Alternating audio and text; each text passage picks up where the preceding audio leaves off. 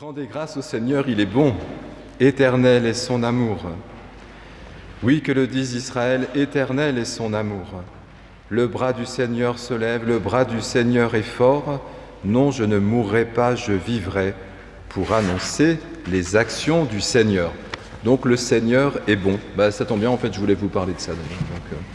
Tout à fait. Alors, donc, c'est le récit de la création. Alors, on ne l'entend pas si souvent, finalement, ce récit, dans son intégralité, parce que vous n'avez pas eu les 7 lectures que la liturgie préconise, pour ne pas vous épuiser. Mais enfin, vous avez eu comme la lecture longue du récit de la création. Il existe aussi la lecture brève. Voilà, c'est ce texte qui scande « Et Dieu vit que cela était bon », on l'a chanté. Et puis, vous savez, à la fin, lorsque nous arrivons, Adam, que nous sommes, et Dieu vit que cela était très bon. Donc, nous connaissons un peu les textes. Donc, nous sommes créés à l'image et à la ressemblance de Dieu. Donc, si tout est bon, c'est de fait, cette nuit pascale nous rappelle la bonté de Dieu, mais cette bonté est scandée aussi dans ce récit de la création par diverses séparations. Voilà. Donc, Dieu sépare, il y eut un soir, il y eut un matin, premier jour, etc. Donc, Dieu sépare. Et après, si on continue les textes que nous avons écoutés, nous retrouvons la même chose. Dieu sépare, il fait passage dans la mer Rouge, donc il sépare les eaux de la terre pour que les Hébreux passent à pied sec. Voilà, donc, alors je rappelle qu'une consécration, alors je suis obligé d'insister un petit peu parce que nous avons un baptême tout à l'heure, Mathilde, et puis de première communion, Mathilde, à nouveau, et puis Cyril qui doit être quelque part, j'espère qu'il n'a pas oublié de venir. Non, mais je lui ai redit hier soir pour le chemin de croix nocturne que nous avons vu. Donc ce contraste sans cesse dans lequel... Alors je fais un rappel que je fais peut-être chaque année. Donc la consécration commence toujours de nuit. C'est pour ça que nous sommes rassemblés au cœur de la nuit. Bon, pour célébrer la lumière, bien sûr. Mais c'est toujours, il y eut un soir, il y eut un matin. Et le soir, écoutez, nos vies commencent toujours, d'ailleurs même pour les Juifs qui fêtent le Shabbat, c'est toujours à l'apparition de la première étoile. Et puis j'avais dû vous dire sûrement l'année dernière, mais on ne se voit pas forcément tous les ans, que notre vie a commencé de nuit. C'est notre période de gestation. Maman nous a porté de nuit. Et puis peu à peu, Dieu sépare.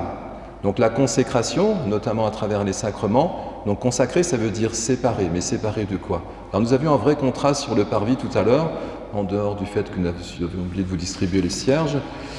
C'était le bar juste en face, qui était relativement bruyant, donc je ne sais pas comment ils se sont imprégnés de nos chants, mais de fait, on entre dans cette église pour se séparer.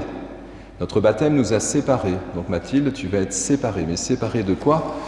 Alors je lisais une méditation hier soir au cours des 6 stations que nous avons fait en portant la croix, cette croix qui nous sépare du monde.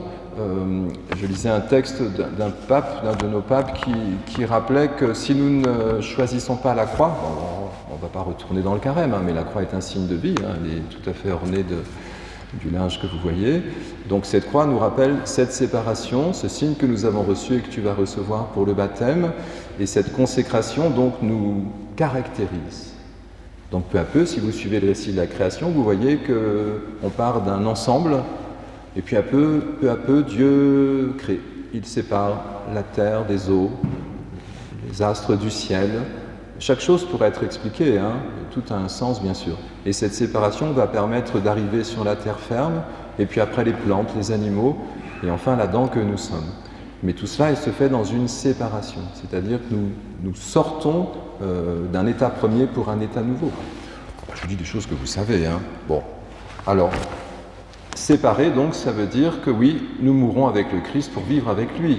Être séparé, c'est renoncer. Je poserai la question, on renouvellera tout à l'heure notre renonciation au mal et notre choix de croire, l'expression de notre foi. Je rappelle que nous sommes dans l'anniversaire de Nicée-Constantinople, 1700e, et croyez-moi, il a bien fallu séparer quand les pères conciliaires ont essayé de se mettre d'accord sur un credo commun. Et il y a eu toutes sortes d'hérésies en cours à l'époque, que vous réviserez. Voilà, on a fait un voyage en Turquie pour nous faire réviser nous aussi, pour bien nous rappeler que nous sommes tentés à la fois sur la question de la divinité du Christ, sur son humanité, est-il vraiment homme, est-il vraiment Dieu?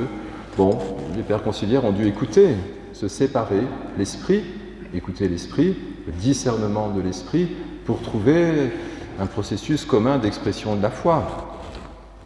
Alors ça tombe bien parce que cette année on est sur une célébration commune de Pâques, ce que nous rappelait notre cardinal de Marseille, Monseigneur Aveline, pour dire ça tombe bien, en cet anniversaire, les calendriers ont fait que les orthodoxes fêtent Pâques aussi cette nuit. Les protestants, je ne sais pas. Bon, mais on va tout savoir. Hein. Alors donc nous avons cette joie d'une consécration, encore une fois, qui peu à peu nous caractérise. Si vous regardez le récit de la mer Rouge, vous retrouvez la même chose. C'est-à-dire que le peuple hébreu est dans une situation première, celle de l'esclavage. Moi, je vous refais un bout d'homélie du jeudi saint ou du vendredi, je ne sais plus, on parle beaucoup cette semaine. Ils sont dans cette situation où il va falloir que les premiers-nés meurent, séparation, et les premiers-nés qui meurent, ce sont ceux d'Égypte.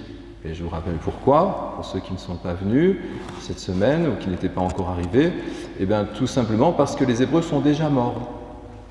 Et oui, ils ont sacrifié l'agneau pascal. C'est la Pâque. Hein. Alors la Pâque, ça veut dire passer outre. C'est pas un passage. C'est que Dieu épargne ceux qui sont déjà morts. Le fléau descend et il passe sur le linteau des portes sur lequel le sang de l'agneau a été versé. Le sacrifice a été accompli, la séparation est vécue, la transformation s'est faite. Il y eut un soir, il y eut un matin. C'est un jour nouveau. Le baptême est un jour nouveau. Il y aura beaucoup de choses à vous dire, il ne faut pas que je fasse trop long. Je crois que c'était mis dans le missel qu'il fallait faire court à cause des nombreuses lectures. On n'en a eu que 3. Et donc, pour nous redire encore une fois cet élan qui nous rassemble la nuit de Pâques. Nous venons de nuit pour repartir de jour. Cette clarté qui s'ouvre à nouveau par le don de l'Esprit. Donc oui, il est dit dans l'Évangile, ne fallait-il pas que le Messie souffrit tout cela pour entrer dans sa vie ? Je ne sais pas si c'est dans l'Évangile. Je vérifie.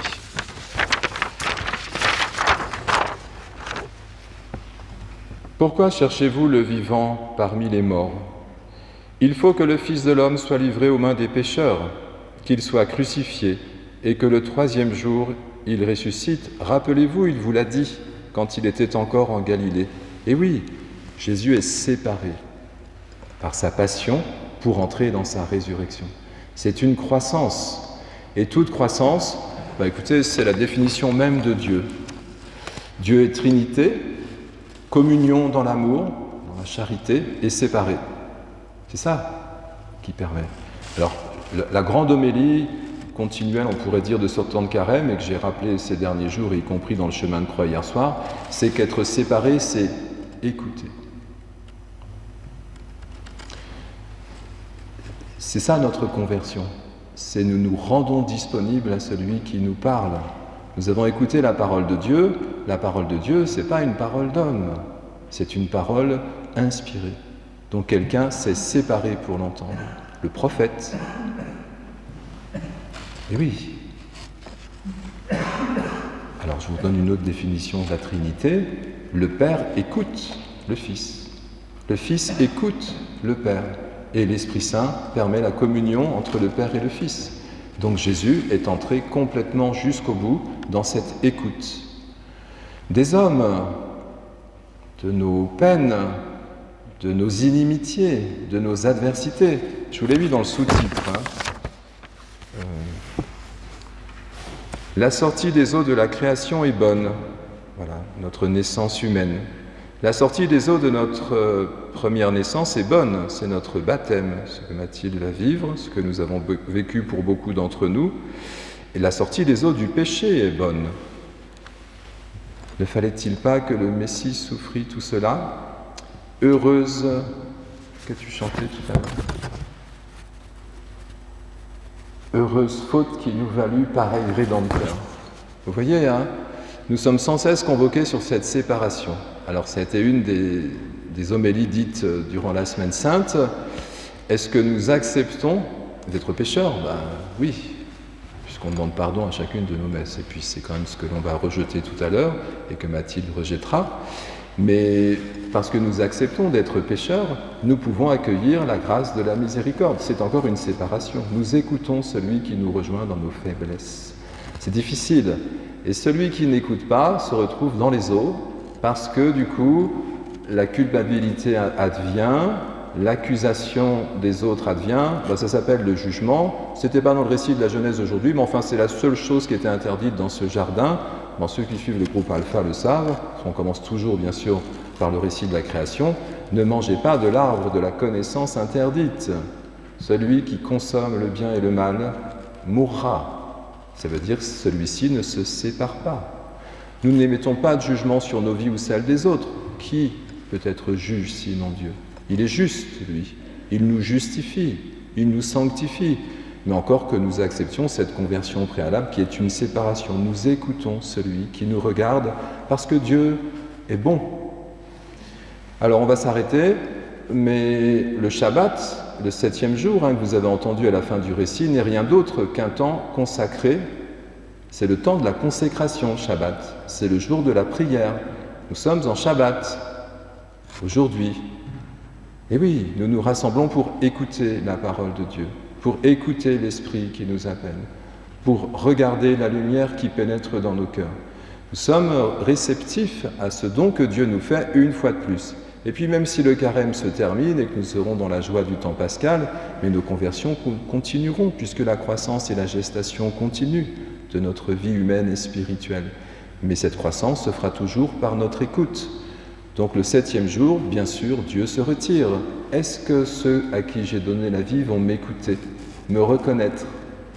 Mais bon, le livre d'Isaïe que vous avez entendu nous a rappelé que Dieu était infiniment tendresse. C'est pas facilité, ce que je vous dis, une fois un peu simple ou simpliste.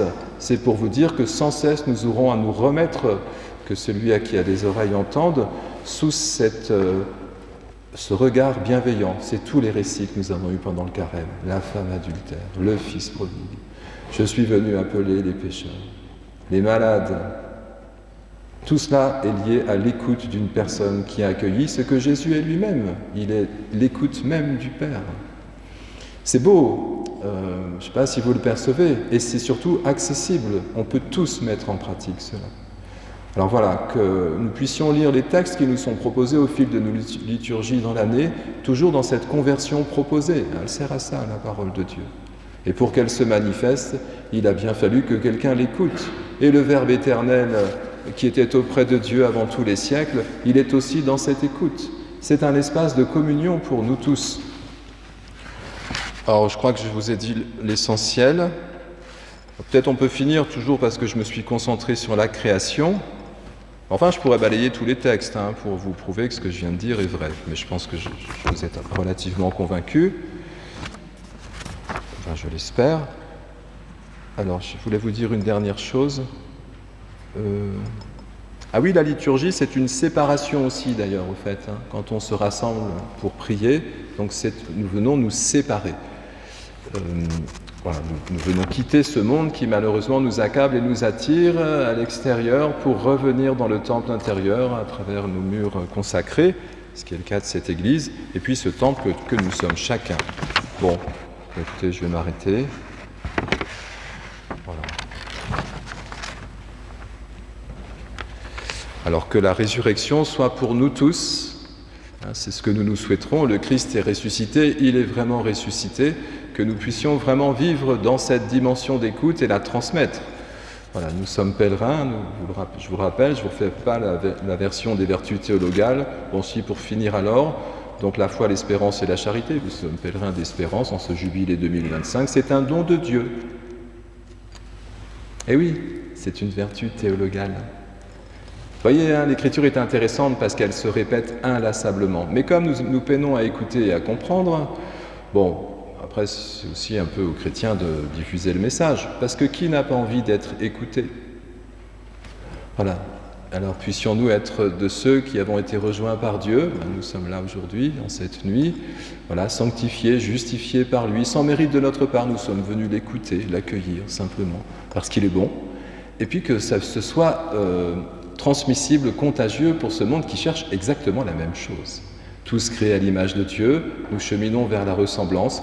Écoutez, acceptons cette séparation que Dieu nous propose pour permettre notre croissance et la transfiguration de ce monde.